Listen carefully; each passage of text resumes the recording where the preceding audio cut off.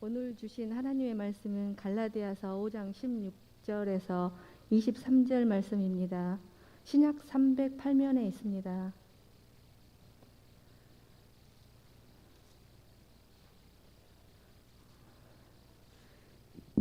제가 봉독해 드리겠습니다. 내가 이르노니 너희는 성령을 따라 행하라. 그리하면 육체의 욕심을 이루지 아니하리라. 육체의 소욕은 성령을 거스리고 성령은 육체를 거스리나니 이 둘이 서로 대적하므로 너희가 원하는 것을 하지 못하게 하려 함이니라. 너희가 만일 성령의 인도하시는 바가 되면 율법 아래에 있지 아니하리라. 육체의 일은 분명하니 곧 음행과 더러운 것과 호색과 우상 숭배와 주술과 원수 맺는 것과 분쟁과 시기와 분냄과 당 짓는 것과 분열함과 이단과 투기와 술 취함과 방탕함과 또 그와 같은 것들이라. 전에 너희에게 경계한 것 같이 경계하노니 이런 일을 하는 자들은 하나님의 나라를 유업으로 받지 못할 것이요 오직 성령의 열매는 사랑과 희락과 화평과 오래 참음과 자비와 양선과 충성과 온유와 절제니 이 같은 것을 금지할 법이 없느니라. 아멘.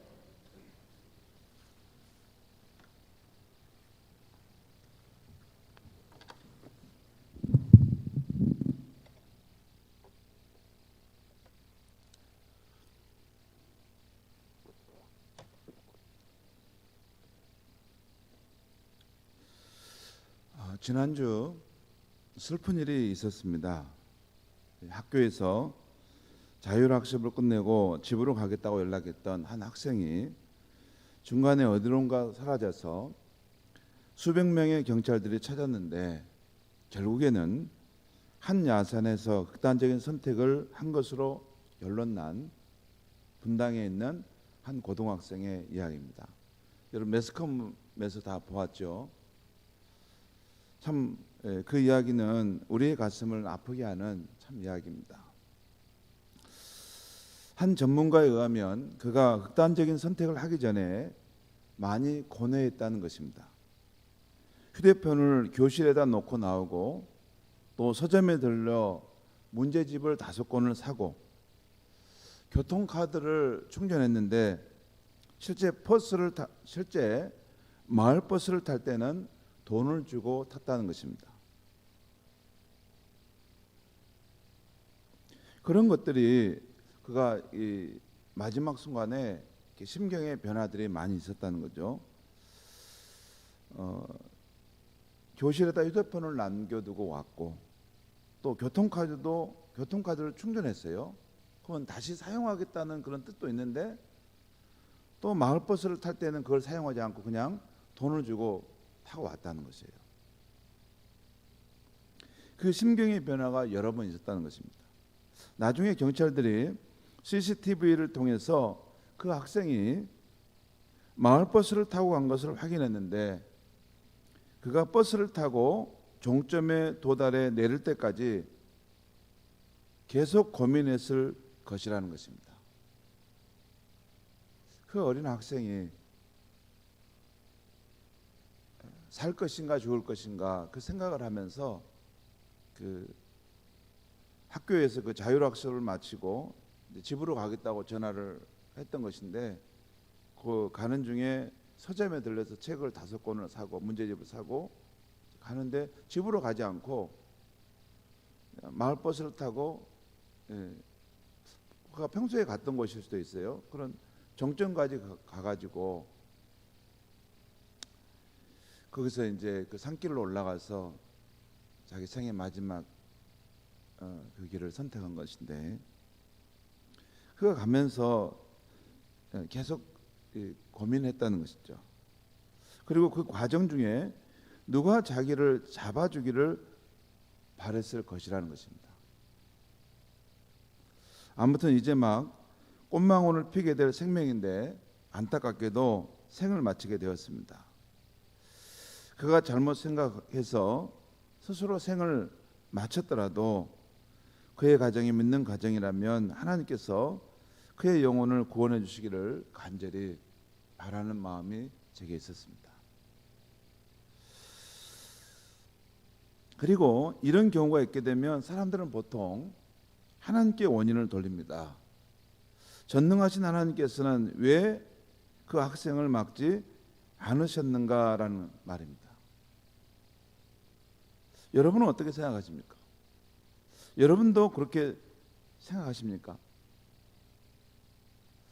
분명 하나님은 전지전능하신 분이시기에 하시고자 했다면 그렇게 하실 수 있었습니다. 그 아이의 마음도 바꾸시고 그 상황도 이 능력을 나타내셔서 그런 길을 선택하지 못하도록 막을 수 있었습니다. 그런데도 성경을 보면 하나님께서는 그렇게 하지 않으신다는 것입니다. 가인이 그 동생 아벨을 죽이려 할 때 막지 않으셨습니다. 야곱의 아들들이 동생 요셉을 죽이려 할 때 막지 않으셨습니다.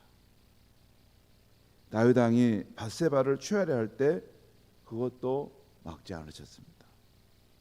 여러분, 전지전능하신 하나님이 그걸 모르실까요? 천지에 충만하신 분이 그분이신데 그분은 영으로 계신 분이기 때문에 천지에 충만하신 분이십니다. 그분을 피할 수 있는 것은 없어요. 다윗이 그 밧세바를 범할 때 하나님이 그걸 모르셨을까요? 다 아셨지만 그것을 막지 않으셨습니다. 이것은 인간이 맨 처음 선악과를 따먹을 때의 경우를 봐도 그 선악과를 따먹으면 인류는 영원한 죽음에 처하게 된다는 것을 알면서도 하나님은 막지 않으셨습니다. 왜 막지 않으셨을까요?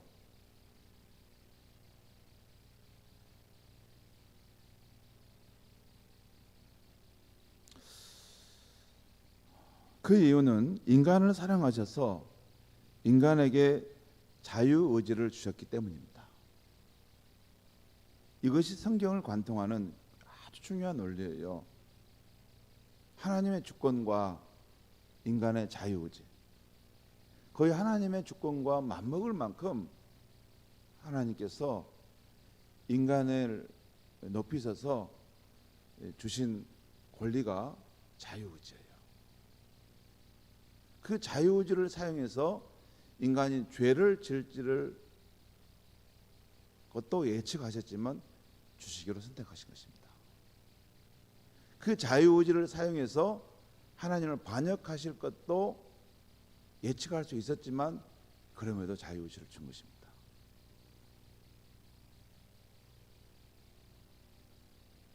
그것은 하나님이 인간을 사랑하신다는 거예요.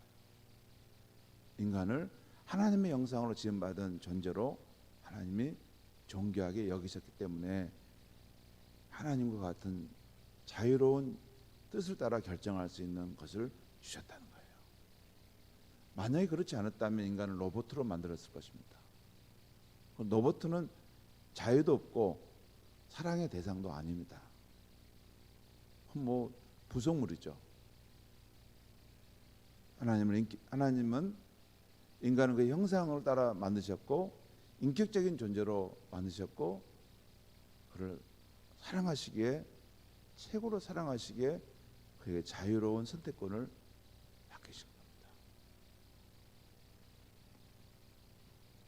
물론 하나님은 선악과를 따먹은 아담을 보실 때 한없는 슬픔에 잠기셨을 것입니다.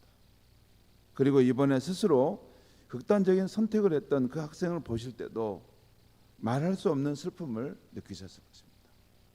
어쩌면 하나님의 마음은 내가 이 세상을 더 빨리 회복해야 되겠다.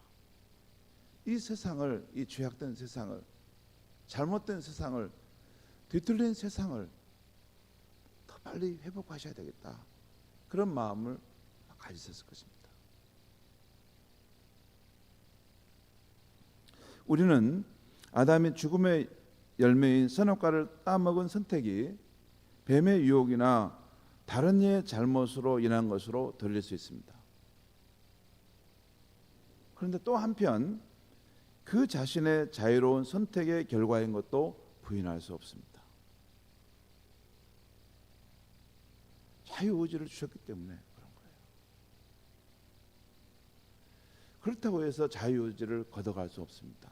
자유의지를 걷어가면 더 이상 인간은 하나님의 형상으로 지음받은 존재가 아니고 하나님께 최고의 사랑을 받는 존재가 아니에요. 인간이 하나님을 떠나고 배반할 수 있지만 그 자유를 가지고 하나님을 예배하고 하나님을 사랑한다고 고백하는 것, 그것이 하나님께 최고의 영광이 되는 것입니다. 그것이 진정한 인격적인 교제인 것입니다. 진정한 사랑과 참된 인격적인 교제 가운데는 자유가 있어야 하는 것입니다. 그 자유 속에서 하나님을 사랑하기로 선택하는 것, 그것이 하나님께 가장 영광된 모습인 것입니다.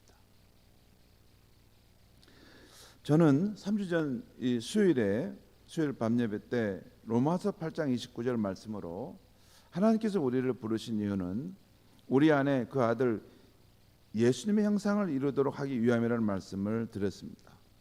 그리고 이것은 우리가 예수님처럼 지혜롭고 진실하고 사랑에 있는 성숙한 사람이 되는 것이고, 또 다르게 말하면 세상에서 매력적인 성도가 되어 하나님께 영광을 돌리는 것이라고 했습니다. 이를 위해서 우리가 죄인을 수용하기 위해서 자신을 비우셨던 예수 그리스도의 마음을 본받자라고 말씀드렸습니다. 그리고 예수 그리스도의 마음을 본받는데 죄인을 수용하기 위해서, 자기와 다른 불편한 존재를 수용하기 위해서 자신을 비우셨던 예수님, 이 자신을 비우셨다라고 하는 이 표현을 영어 성경 NIV 아주 유명한 성경인데 거기서 보면 예수님이 자신을 nothing, 아무것도 아닌 존재로 만드셨다는 거예요. 여러분, 정말 사람을 사랑하는 것은 무슨 내가 물질 하나 주고 선물 하나 주고 이것이 사랑의 본질이 아닙니다. 큰 사랑은 뭐냐면 나와 불편한 사람을 내가 수용하기 위해서 나를 비우는 것입니다. 내 안에 공간을 만드는 것입니다. 그리고 그를 품는 것입니다. 함께 공존해 사는 것입니다. 그것이 위대한 사랑인 것입니다. 여러분, 그냥 나하고 이렇게 몰리는 사람이 돈 하나 보내는 거, 물질 하나 보내는 거, 그건 어렵지 않죠. 그럼 물건 하나 주는 거 하는 거 알 수 있지 않습니까? 정말 어려운 사랑은 죄인인데, 정말 저 사람과 내가 함께 할 수 없는 사람인데 나를 비워서 나라는 존재를 아무것도 아닌 것으로 만들어서, 왜냐하면 내가 살아있고 내가 중요한 것처럼 여겨지면 남을 수용할 수가 없습니다. 우리가 교회 안에서 예수 그리스도의 마음을 품는다는 것은 우리가 서로 사랑한다는 것은 그걸 말해요. 죄인을 품으셨던 예수 그리스도, 자신이 아무것도 아닌 존재를 만들어서 다른 불편한 존재가 함께 들어와서 생명을 얻도록 했던 그 예수님의 마음, 그것이 진정한 사랑입니다. 그 예수님의 마음을 우리가 배우자라는 말씀 첫 번째 드렸어요. 그리고 2주 전에는 고린도후서 3장 18절 말씀으로 우리가 주와 같은 형상으로 변화되는데, 여기서 주라는 것은 예수 그리스도를 의미합니다. 거기서 주는 그래요. 예수 그리스도와 같은 형상으로 변화하는데 어떻게 그 변화가 이루어질 수 있는가? 그 방법은 주의 영으로, 주의 성령으로 말미암음으로 변화되어 간다는 것입니다. 여러분, 주의 영이다. 제 말씀 이걸 주목하셔야 됩니다. 나중에 성경을 읽을 때 보면 주의 영이다, 주의 성령이다. 그럼 이 말씀이 무슨 의미냐면 하나님의 영이다라는 의미도 있을 수 있지만 1차적으로는 주는 우리 주 예수님을 말합니다. 그렇죠? 주의 영으로 말미암다라는 말은 예수님의 영으로 말미암는다, 또는 주의 성령이다 하면 예수님이 보내신 그 성령이시다라고 생각하면 됩니다. 주의 영이다 그러면 이게 주의 영이 막연하게 이게 어떤 영이야? 그게 아니고 예수 그리스도의 영을 의미한다고 생각하면 됩니다. 그러니까 꼭 예수님의 생각과 마음과 뜻을 가진 그분이 오셔서 우리 삶을 변화시킨다는 거예요.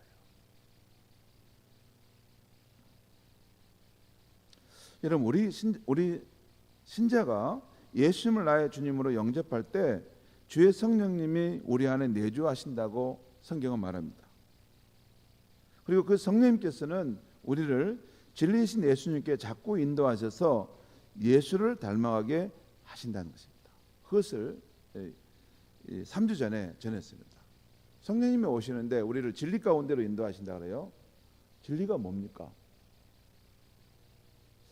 이게 성경을 어설프게 아신 분들은 진리하면 아주 추상적이고 아주 철학적 진리를 가지고 진리를 알지니 진리가 너희를 자유케 하리라 그런 말씀하시는데 아직 잘 모르시는 것입니다.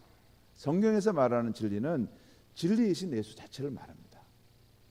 여러분, 세상의 진리는 이게 관념적이고 추상적이고 화석화된 진리예요. 그런데 우리를 살릴 수 있는 그 진리는 살아있는 진리입니다. 살아있는 진리는 누구예요? 예수 그리스도요. 그분은 지금도 살아계세요. 그리고 그를 믿는 사람은 생명을 얻게 되고 그 인간이 살아가야 될 참된 생명의 길을 찾아갈 수 있는 거 아닙니까?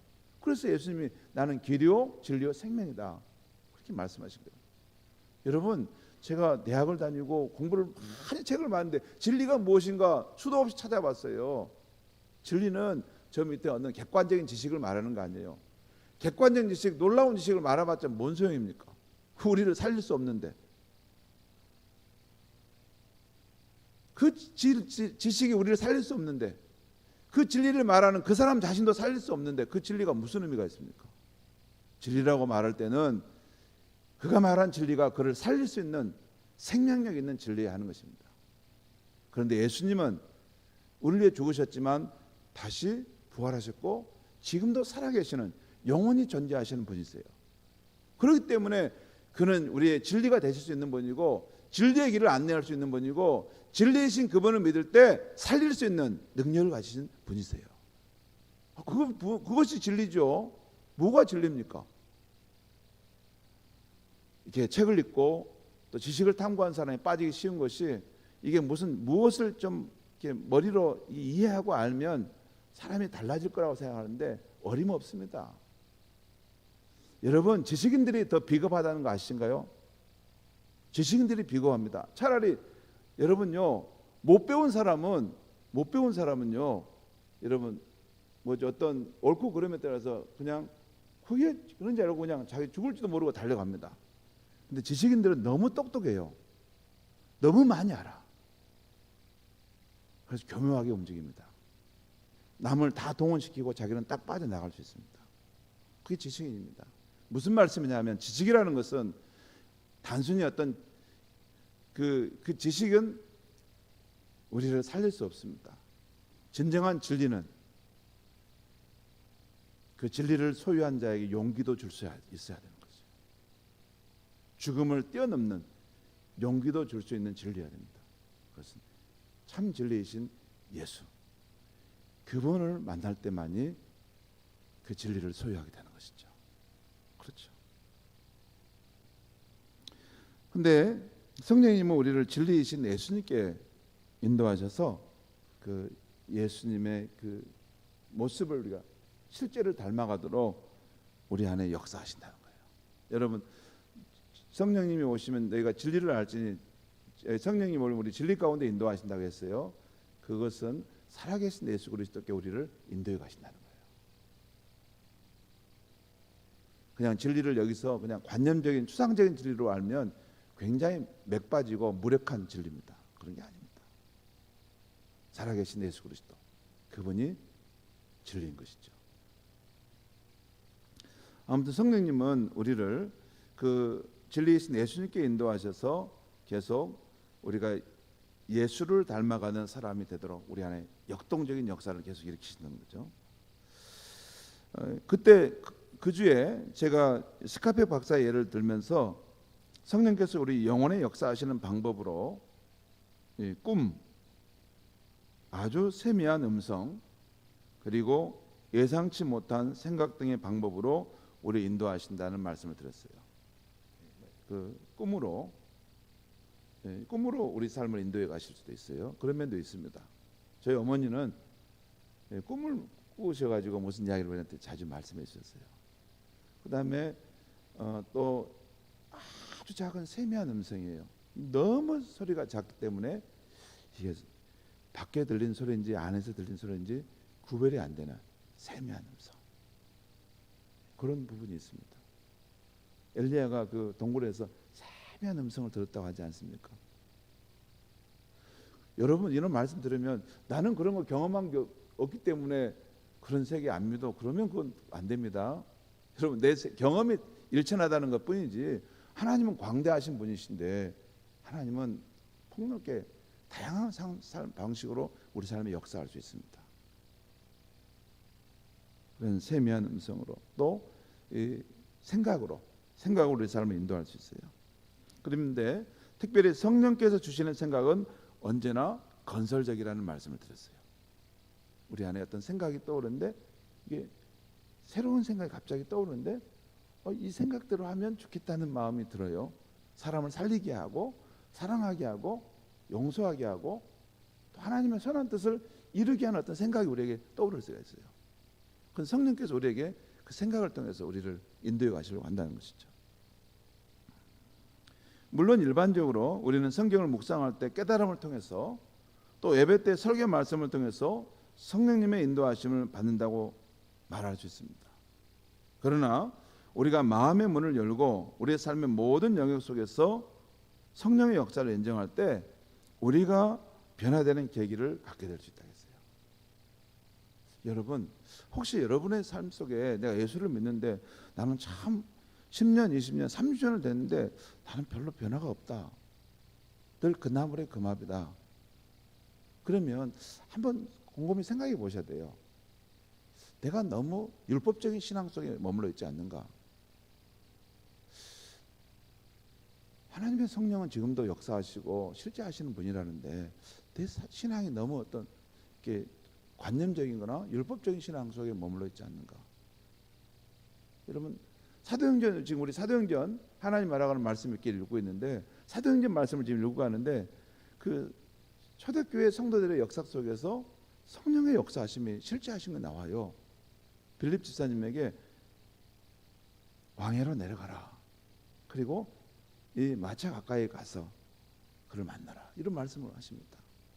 물론 그게 무슨 아주 세미한 음성일 수도 있고 어떤 성령의 역사하심을 이렇게 아는 하나님의 사람들이 이렇게 경험한 세계일 수도 있죠. 예, 그럴 수 있습니다. 그리고 실제 그 말씀대로 이렇게 따라갔을 때 거기 보면 그렇죠. 광야로 내려가라고 해서 갔더니 빌립보에 갔더니 거기 보니까 어떤 그 외국인이 마차를 타고 가는데 가까이 가 보니까 또 가까이 가라 그래요.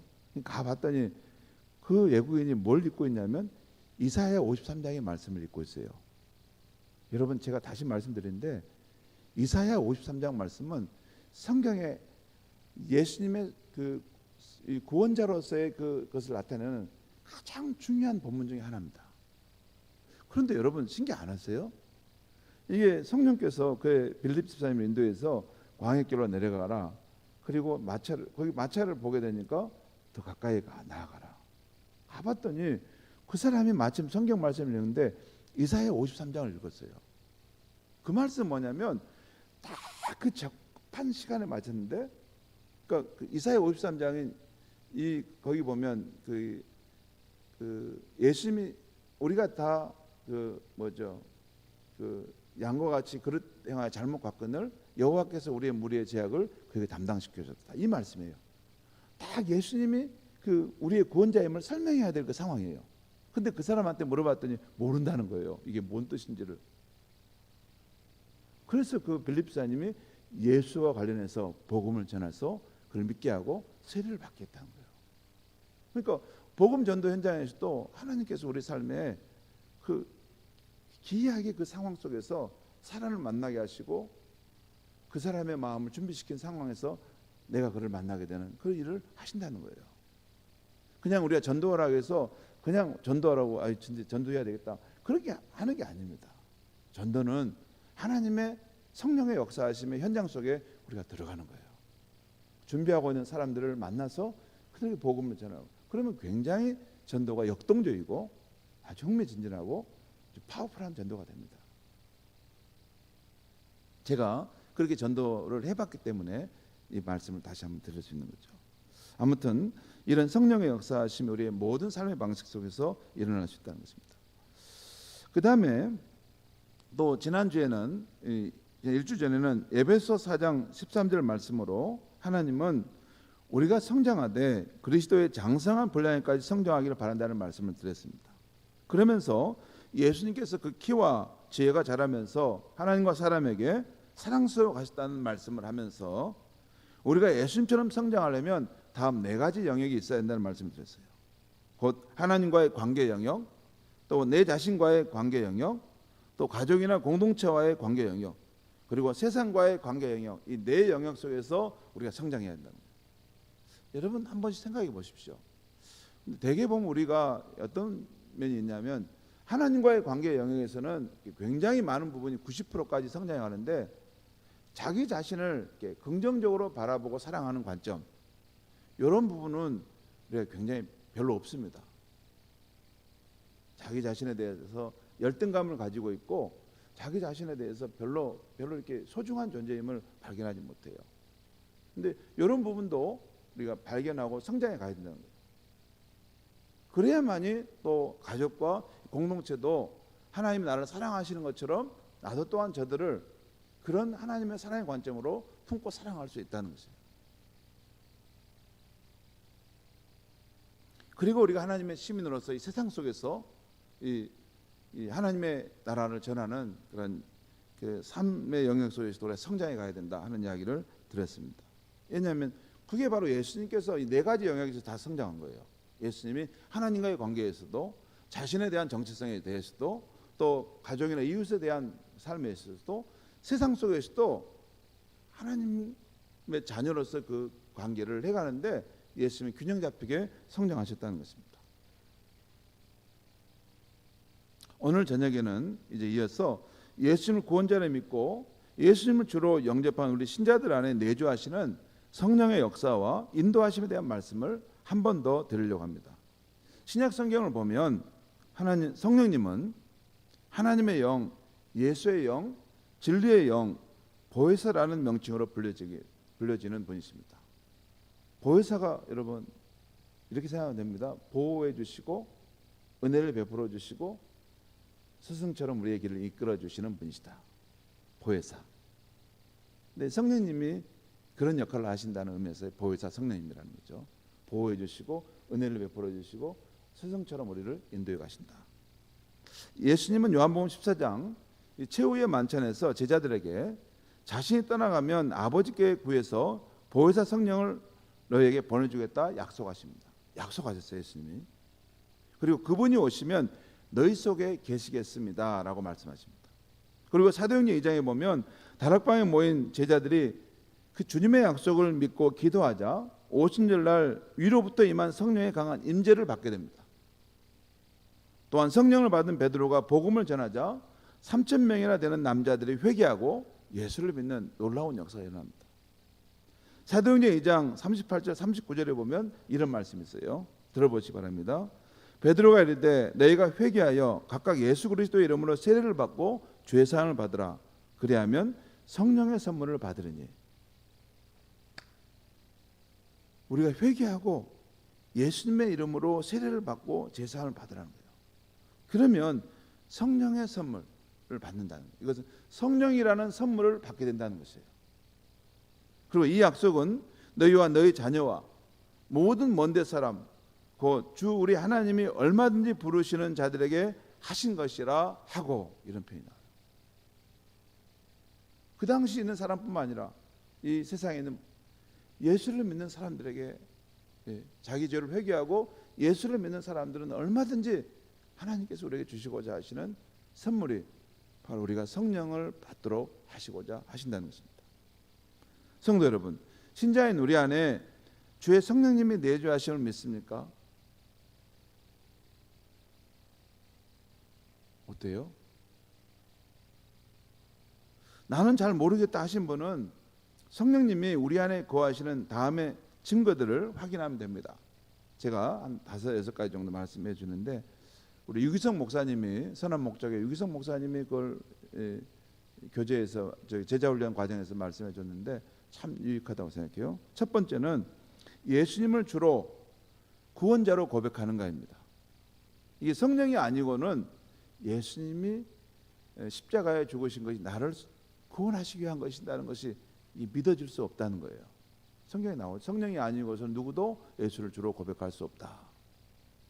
고린도전서 12장 3절에 있어요. 여러분 마음속에 정말 예수님이 속죄주로 나를 죄로부터 구원해 주신, 그래서 하나님과의 화평의 관계를 회복해 주신 분이라는 걸 믿습니까? 여러분 믿으세요? 예. 그럼 그다음에 두 번째는 하나님을 아버지라 부르는가라고 말해요. 로마서 8장 15절 16절에 보면 우리가 신자에게는 양자의 영이 와서 하나님을 아바 아버지라 부르게 하신다라는 말씀. 여러분 하나님을 아버지라 부르는데 기도할 때 어려움 없습니까? 그러면 성령께서 오셔서 여러분에게 지금 역사하고 계신다는 거죠.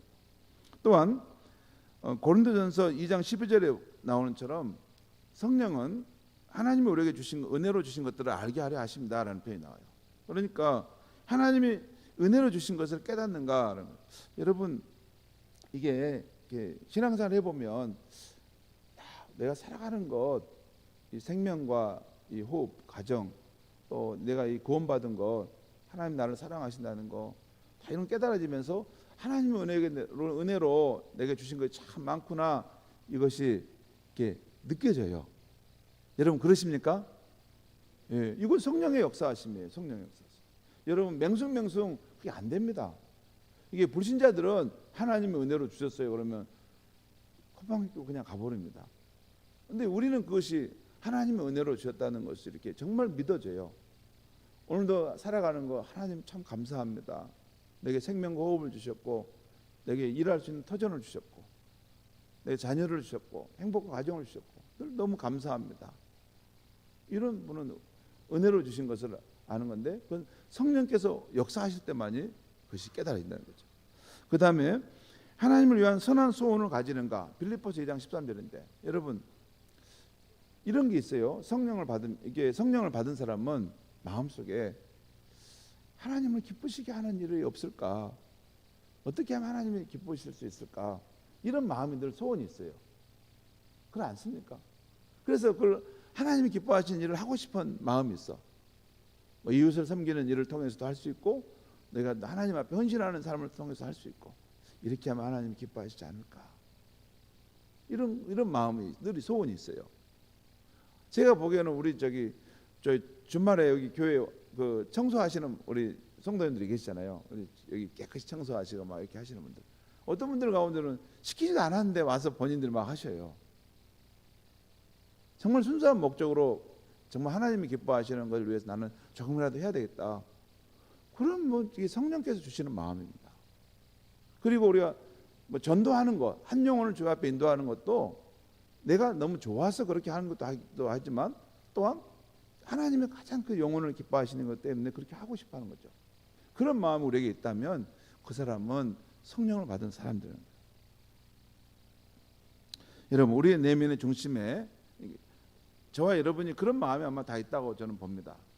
우리가 여러분 느끼지 뭐 성령이라는 분은 우리가 느낄 수도 있지만 느낄 수 없어요. 왜냐하면 성령은 초경험적인 분이세요. 우리 삶에 오시고 바람처럼 오시고 계시는 거기 때문에 때로는 못 느끼죠. 그렇지만 우리에게 그런 현상이 있다면 성령을 우리가 받고 우리 안에 역사하고 계시다는 거죠. 우리 내면의 중심에 영혼이 있어서 우리 전 존재를 주관해 가는 것처럼 이렇게 예수를 구주로 믿고 하나님의 아버지로 부르는 우리 신자들 안에는 주의 성령이 오셔서 내주에 계십니다. 그런데 이러한 주의 성령이 우리 안에 내주에 계시는 이유 중에 가장 중요한 이유는 몇 가지 있지만 가장 중요한 이유는 우리가 예수님과 같은 성도가 되게 하시려는 것이에요. 어떻게 그렇게 되는가? 우리 안에 와 계신 성령님의 인도하심을 따라 살아가게 하심으로 그렇게 되게 하신다는 것입니다. 오늘 본문 16절 말씀을 한번 보겠습니다. 16절 말씀 한번 제가 읽겠습니다. 내가 이거 지금 사도 바울이 갈라디아 교회에 하는 말인데, 내가 이르노니 너희는 성령을 따라 행하라. 그리하면 육체의 욕심을 이루지 아니하리라. 이것을 표준세 번역 성경에 보면 이렇게 나와 있어요. 여러분 들어보세요. 내가 또 말합니다. 여러분은 성령께서 인도하여 주시는 대로 살아가십시오. 그러면 육체의 욕망을 따라 살아가지 않게 될 것입니다. 성령께서 우리 삶을 인도해 가신다는 거죠. 근데 그렇게 따라가면 우리가 육체의 그런 욕망을 이루지 않고 이렇게 변화된 삶을 산다는 것이죠. 자, 그다음 17절 18절 말씀 우리 같이 한번 읽겠습니다. 17절 18절만 시작. 육체의 소욕은 성령을 거스리고 성령은 육체를 거스리나니 이 둘이 서로 대적함으로 너희가 원하는 걸 하지 못하게 하려 하심이니라. 너희가 만일 성령의 인도하시는 바가 되면 율법 아래 있지 아니하리라. 여기 보면 여러분 육체의 소욕은 표준세 번역에는 육체의 욕망은 성령을 거스리고 그 다음에 성령의 바라시는 것은 육체를 거스리나니 이렇게 번역되고 있어요. 그리고 잠깐 또 저를 보시죠. 이게 NIV 영어 성경에 보면 육체의 소욕할 때 이것을 육체의 소욕을 영어로 simple nature라고 표현해요. simple nature. simple이란 말은 죄된, nature는 본성. 그러니까 죄된 본성이라는 거예요. 여러분 잠깐 여기서 우리가 놓쳐서는 안 되는데 성경에서 육체라고 말할 때 지금 저와 여러분의 이런 육체를 꼭 말하는 거 아닙니다. 잘못 이해해가지고 사람들이 이 육체를 학대하고 가학하는 일을 했어요. 그런데 성경에서 말하는 이 육체는 이 바디, 몸을 말하는 것이 아니고 셀프, 자아, 죄된 본성의 그 자아를 말하는 거예요. 하나님을 거역하고 대적하려고 하는 우리 마음의 어떤 경향성, 태도를 말하는 것입니다. 그것이죠. 그게 우리 안에 있는 것이죠. 그런데 바로 이 두 가지가 서로 이렇게 상충하는 상황 속에 있는데 18절 말씀 우리가 성령의 인도하시는 바가 되면 성령의 인도를 따르게 되면 율법 아래에 있지 않을 것이다 라는 말이죠. 자, 그 다음에 또 19절에서 21절까지 말씀 보겠습니다. 거기 보면 육체의 욕망, 다시 말해 여기서 육체라는 것은 죄의 본성, 심플 네이처를 말합니다. 죄의 본성을 따르는 삶의 결과를 설명해 주고 있어요. 거기 한번 제가 읽어드리겠습니다. 거기 보면 육체의 욕망, 죄의 본성을 따를 때 그 삶이 어떻게 되는가. 거기 19절 21절까지 제가 읽겠습니다. 육체의 일은 분명하니 곧 음행과 더러운 것과 호색과, 호색은 여색을 탐한다는 거예요. 그리고 우상 숭배와 주술과 그리고 원수 맺는 것과 분쟁과 시기와 분냄과 당짓는 것과 분열함과 이단과, 여기 분쟁, 시기, 분냄, 갈등 이런 것이 들어가죠. 그 다음에 투기와, 여기 투기는 질투를 말합니다. 투기와 술 취함과 방탕함과 그와 같은 것들이라 전에 너에게 경계한 것 같이 경계하노니 이런 일을 하는 자들은 하나님의 나라를 유업으로 받지 못할 것이요. 자, 여기 보면 육체의 욕망, 죄의 본성을 따를 때 그 삶의 결과가 어떤 것들을 나타내는가 하는 것이 나오죠. 음란하고 또 우상 숭배하고 또 분쟁하고 시기하고 다투고 술 취함과 방탕한 삶을 산다는 것이죠. 그런데 그 다음에 22절에 23절을 보면 그 22절 23절은 우리 마음에 역사하신 주의 성령님의 인도하심을 따라 살 때 우리가 성령의 열매를 맺으면서 동시에 예수님과 같은 매력적인 사람이 되어간다는 것이에요. 그것이 22절 23절 말씀입니다. 한번 22절 23절 같이 한번 읽겠습니다. 시작. 오직 성령의 열매는 사랑과 희락과 화평과 오래 참음과 자비와 양선과 충성과 온유와 절제니 이 같은 것을 금지할 법이 없느니라. 성도 여러분, 이걸 표준세 번역으로 읽어드리면 더 선명하게 와닿아요. 여러분, 성령의 인도하심을 따라 살아갈 때 우리 삶에 성령의 열매가 맺혀지는데 그 사람은 어떤 모습이냐면 제가 표준세 번역 말씀 읽어드리겠습니다. 성령의 열매는 사랑과 기쁨과 평화와 인내와 친절과 선함과 신실함과 온유와 절제입니다. 이러한 것들을 금할 법은 없습니다. 여러분, 이 성령의 열매 이런 성품의 사람은 누굴까요? 쉽게 말하면 예수님과 같은 사람입니다. 이 성령의 열매가 여러분 막연하게 이런 열매를 맺으면 좋겠다. 이 가장 완전한 형태를 가지고 계신 분이 바로 예수님이시죠. 예수님이 그 모습이 우리 삶에 그렇게 보여 살다 가신 분입니다. 그러니까 이 성령의 열매를 맺는다는 것은 다르게 말하면 우리가 예수님과 같은 매력적인 사람이 되어간다는 거예요. 성령의 인도하심을 따를 때. 성도 여러분, 우리가 하나님의 말씀을 묵상하고 또 기도의 삶을 살다 보면 또한 이렇게 하나님 앞에 나와 예배하고 말씀을 듣는 삶을 살게 되면 우리 안에 내주하신 성령님께서 우리가 자꾸 예수님께 가까이 가게 하고 예수님을 닮아가게 하십니다. 여러분, 교회를 다녀도 그냥 뭐 이렇게 왔다 갔다 교회만 출입하고 또 그냥 형식적으로 하나님 믿으면 별로 그런 일은 없는데, 정말 하나님을 믿을 때 그 진실한 믿음으로 믿고 싶어서 하나님 말씀도 자꾸 묵상하고 또 시간 내서 하나님 앞에서 기도하는 삶도 살고 또 말씀을 예배 때 말씀을 들을 때도 정말 내 영혼에 주신 말씀이 무슨 말씀일까 하는 마음으로 듣다 보면 그 과정 속에 성령님께서 우리의 삶을 자꾸 예수님께 인도해 가십니다. 그리고 예수를 닮은 삶을 추구하게 하십니다. 그런데 그때 어떤 일이 발생하냐면 우리 안에는 죄의 본성인 육체의 원함과 동시에 성령의 원함이 서로 주장할 때가 있어요. 그때 우리가 어떤 선택을 하느냐가 중요합니다. 성도 여러분, 우리가 예수님을 주로 영접하여 주의 성령님 예수 그리스도의 영이 우리 안에 계셔도 바로 성령님의 뜻대로 살까요? 여러분 그렇습니까? 우리 안에 성령님이 와서 내주하시고 계시다는 것을 아는데도 성령님이 우리에게 말씀하시고 인도하실 때 그 뜻대로 삽니까? 어떠신가요? 잘 안 되죠. 내 마음에서 주의 성령님께서 분명히 그를 용서해라, 내 마음을 넓혀라, 그를 사랑으로 품어줘라, 더 이상 죄를 짓지 마라, 더 이상 선을 넘으면 안 돼, 이렇게 말씀하셔도 내 죄의 본성, 내 고집대로 해버릴 때가 있지 않습니까? 여러분 어떻습니까?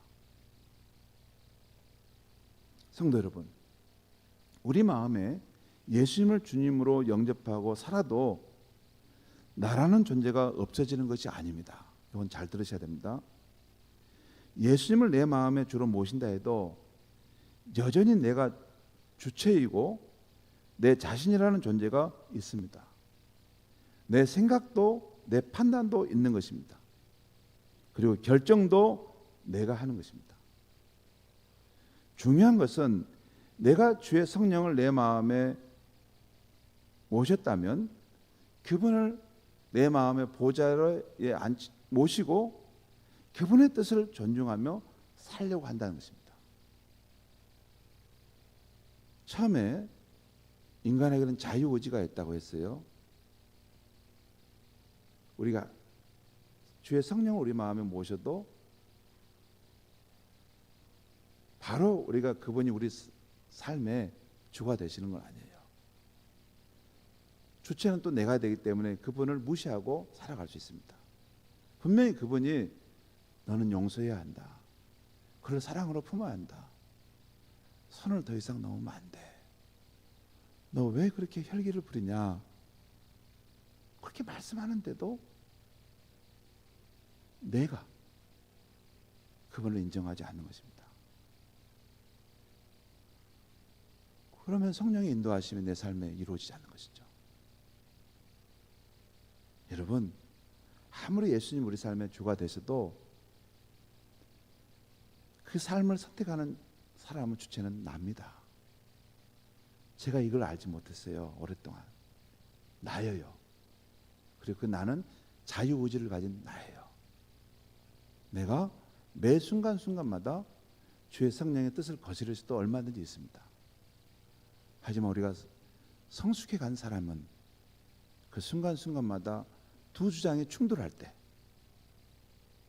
내 뜻이 아니라 성령의 뜻에 순종해 가며 살아가는 것입니다. 그리고 그렇게 살아갈 때 우리의 삶이 점차적으로 성령의 열매를 맺히는 삶이 되는 것입니다. 물론 우리 마음속에서 이러한 주의 성령의 인도하심이 있다는 것을 모르거나 주의 성령을 따라 살아가는 삶의 훈련이 없다면 어렵죠. 이게 있습니다, 여러분. 예수를 믿는 거 그걸 이게 선명하게 이게 잘 듣지 못해 가지고 그냥 예수를 믿고 죽으면 내가 천당 가는 거다. 요렇게 생각하실 수 있어요. 근데 그렇지 않습니다. 하나님이 우리를 부르신 이유는 우리가 이 세상에서 예수 그리스도의 형상의 사람으로 온전하게 계속 성장해 가는 것입니다. 그런데 그 일을 성령을 보내서 우리 안에 성령을 통해서 계속 진리 가운데로 인도해 가신다는 거죠. 그때 두 주장이 내 뜻과 그분의 뜻이 충돌할 때 싫어, 내 마음대로 할 수 있어요. 할 수 있습니다. 그렇지만 주의 성령을 존중하고 그의 뜻을 따라 내가 사랑해야겠다. 내가 힘들지만 용서해야지. 내가 여기서 그만 멈춰야지. 그렇게 할 때 그의 인생에 변화의 삶이 시작됩니다. 이것은 남의 이야기 아니라 제 자신의 이야기입니다. 처음에는 안 될 수가 있습니다. 그러나 이런 주의 성령의 인도하심에 세계의 눈이 열리고 또 그 성령의 일하심을 생활 속에서 자주 알아차리고 순종하며 따라가다 보면 특별히 사랑과의 관계에서 그 성령께서 그것을 말씀하시거든요. 너는 그를 용서하고 그를 품어라. 너는 좀 마음을 넓히라. 이런 마음의 어떤 그 뜻을 나타낼 때가 있어요. 양심을 통해서 우리가 그렇게 순종하다 따라가다 보면 성령님께서는 저와 여러분을 예수 그리스도의 아름다운 형상을 가진 사람으로 계속 빚어가신다는 것입니다. 성령의 열매들이 맺히는 사람으로 변화시켜 가신다는 것입니다. 저와 여러분의 인생 속에서 성령 하나님의 이런 선하고 아름다운 역사가 더욱 일어나기를 간절히 바랍니다. 기도하겠습니다. 하나님 아버지,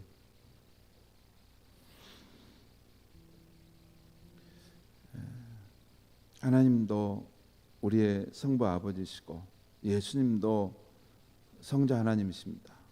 또한 성령님도 우리 가운데 오신 하나님의 영이십니다.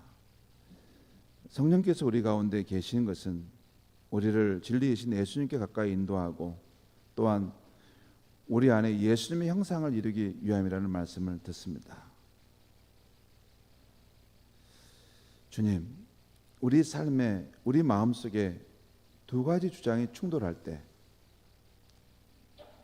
우리가 성령을 받은 사람이면 성령의 인도하심을 따라가기 위해서 우리 자신을 비우고 또 주님의 뜻을 따라가기 위해서 늘 선택하고 결단할 수 있게 해 주시옵소서. 그것이 우리의 힘으로 안 될 때가 많습니다. 그러니 더욱 하나님 은혜를 베풀어 주시고 우리에게 더욱 성령 충만함으로 우리를 붙들어 주시옵소서. 예수님의 이름으로 기도하옵나이다. 아멘. 주신 말씀